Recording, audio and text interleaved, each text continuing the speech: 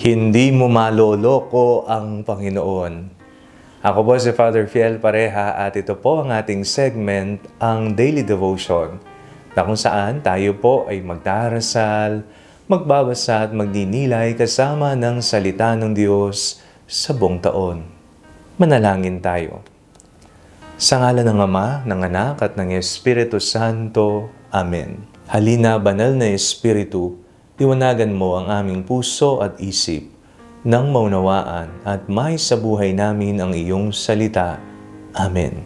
Our Bible passage for today is from the Gospel of St. Mark chapter 4, verses 21 to 25, and I read it for you. He said to them, "Is a lamp brought in to be put under the bushel basket or under the bed, and not on the lampstand? For there is nothing hidden except to be disclosed, nor is anything secret except to come to light. Let anyone with ears to hear listen." And he said to them, "Pay attention to what you hear. The measure you give will be the measure you get, and still more will be given you. For to those who have, more will be given, and from those who have nothing, even what they have will be taken away." Akala po natin, maitatago natin ang lahat ng ating lihim. Akala po natin, maloloko po natin ang lahat. Pero, ang Ebanghelyong ating binasa ngayong araw na ito ay isang paalala sa atin na walang lihim na hindi mabubunyag. Sapagkat kung akala natin na ikubli natin ito sa ibang tao, nagkakamali tayo sapagkat ang Diyos, alam niya kung ano ang ating mga itinatago. Walang lihim na hindi mabubunyag. Ano po ang mga ikinahihiya natin sa buhay? Ano ba yung hindi natin maikwento-kwento sa iba? Ano ang mga bagay na pilit mong itinatago, ibinabaon sa limot?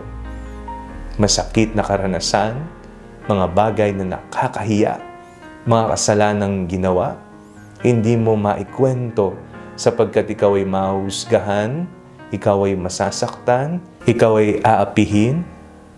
Anong kinatatakutan mo? Bakit kinukubli mo ang mga bagay na ito? At bakit kailangan pang lokohin mo ang ibang tao? Maari po natin itong maging panalangin sa Panginoon.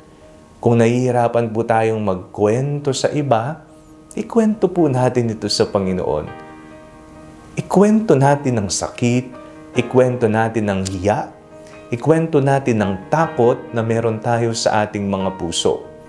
Lagi po nating tandaan, alam naman talaga ng Diyos kung ano ang ating mga ginawa sa buhay, ang ating mga karanasan. Kaya, mas sana magpursige tayo na buksan ang ating mga puso, ang ating sarili sa Kanya, sapagkat Siya lamang naman ang makakatulong sa atin upang matanggap natin ng buong buo ang ating pagkatao. Maloloko natin ng ibang tao, pero ang Diyos kailanman hindi natin maloloko. Manalangin tayo. Panginoong Jesucristo, kapag po kami natatakot at nahihiya, nawa pagkalooban niyo po kami ng lakas ng loob na ikwento ito sa inyo.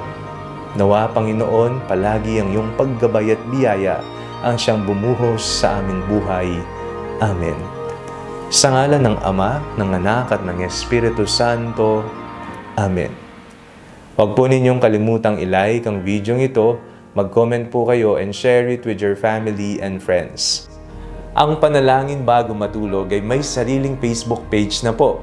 Huwag niyo pong kakalimutang mag-like at mag-follow dito, and do not forget to subscribe to our YouTube channel. I-click niyo lang po ang link na nasa description ng video ito, o kaya naman po just search Father Fiel Pareha.